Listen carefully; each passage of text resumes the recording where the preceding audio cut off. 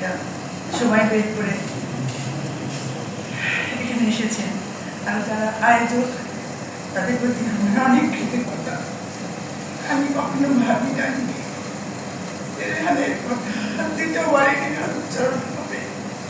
রেহান আমার বড় সন্তান ছিল, অনেক আদরের, অনেক আশার। ওর বাবাই কলিজার টুকরা, আমার তো বটেই। রেহান হাসানের আরো ফ্রেন্ড তানভীর, ফয়সাল আরো অনেকে ছিল যারা সেই সময় রেহানের পাশে ছিল। দীর্ঘ 10টা বছর আমি স্কুলে কাটিয়েছি। তারপর এই বইটি আমাদের সঙ্গে, আমাদের গার্ডিয়ানদের সঙ্গে সবসময় একটা যোগাযোগ ছিল। সন্ধ্যার সময় আমি রেহানের সঙ্গে কথা বলেছি। আমি যখন আমার মেয়েকে নিয়ে, বড় মেয়েটিকে নিয়ে একটা স্যারের বাসায় ছিলাম, ওখান থেকে ওকে আমি বললাম, বাবা, আমি ফোন করলাম, ফোন করবো, বললো মা এই মসজিদে। আমি বললাম, বাবা তুমি তাড়াতাড়ি বাসায় চলে আসো, এবার তো তাদের এই মিটিংটা করতে দিচ্ছে না। দেখলাম যে তাদের নাইট কেটে গেছে। আমি চলে আসলাম, বাসায় আসলাম, এসে যে নাস্তা দিয়ে বসে আসছি।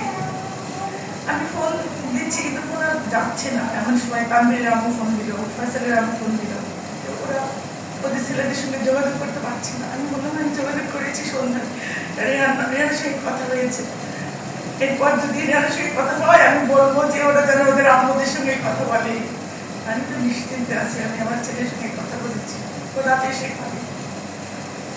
10টা বাজে আমি টিভির সামনে বসে সেই আন্দোলনরত যারা শিক্ষার্থী এবং অন্যান্য যারা ছিল তাদের বসে নিপীড়ন দেখছিলাম। মনের মধ্যে কেমন কেন জানি তো অশান্তি লাগছিল, কখন আমার ছেলেটা আসবে, ও বাসায় এসে সারাদিনে যত কথা সব এসে বলবে। আমাদের বাসার পরিবেশটা শেষের দিকে আমি বলবো এমন হয়েছিল যে মনে হয় ওর আগমনে, ওর আসার অপেক্ষায় আমরা আছি। ও আসে ঢুকবে আর মনে হয় একটা কিছু ফিরে পেলাম। নাস্তা খাবে, চা নিয়ে বসবে, আমি আমার মেয়ে আমরা ওকে ঘিরে ধরবো, কি হয়েছে সারাদিন সমস্ত গল্প করবে। আমি সেই আশায় আছি। 10টায় হঠাৎ করে ফোন আসলো, আমি রেহানের মাথায় গুলি লাগছে। কিন্তু গেলাম পাগলের মতো ছুটতে ছুটতে গেলাম। রাতে একটা মানুষ নাই রাস্তায়, সেই যে একটা রিক্সা নিয়ে গেলাম, পেলাম না। এর মধ্যে তানভীরের আম্মু, ফয়সালের আম্মু চলে আসছে, তাদের নিয়ে আমরা কত খুঁজলাম, পেলাম না। আমরা বাসায় চলে আসলাম 1:30-2টা বাজে। বাসায় ওরা আমাকে ভাবিরা আমাকে বাসায় পৌঁছে দিয়ে চলে গেল।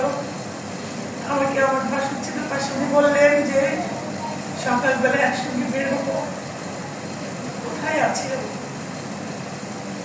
তারপর আমি আজান পর্যন্ত, আজান পড়া পর্যন্ত ওই ছিলাম, তারপর পারি নাই। আমার মেয়েটাকে নিয়ে বেড়ে দিয়ে গেলাম, খুঁজতে খুঁজতে দেখলাম ঢাকা মেডিকেলের মর্গে পড়ে আছে। আমার তো 5 ফিট প্রায় 10 ইঞ্চি লম্বা ছেলেটা মর্গে রাখা হয়েছে। একটা চাপা অবস্থায় স্ত্রী জানি শুয়ে আছে, তার শরীরটা ধরছে না, রক্ত পড়ে যাচ্ছে। আমার একটা কষ্টের ধন এইভাবে ছেড়ে চলে যাবে, এটা আমি কখনোই চিন্তা করি নাই।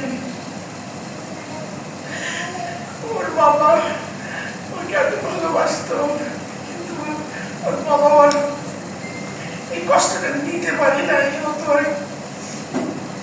আমার মতো এভাবে কথা বলতে পারতো না, তার চোখে ছিল শূন্যতা।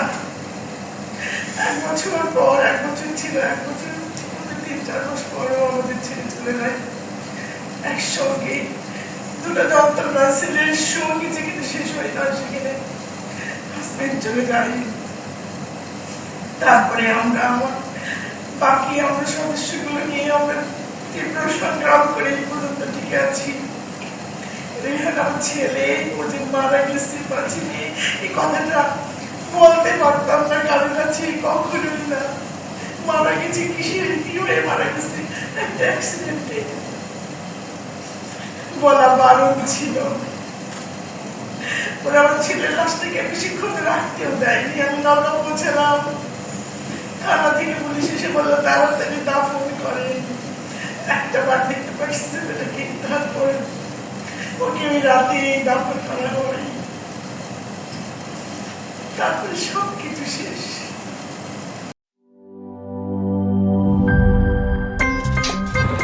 আমার একটা স্মার্ট সিদ্ধান্তে 25% গ্যাসের খরচ কমেছে। ভাবছেন কিভাবে?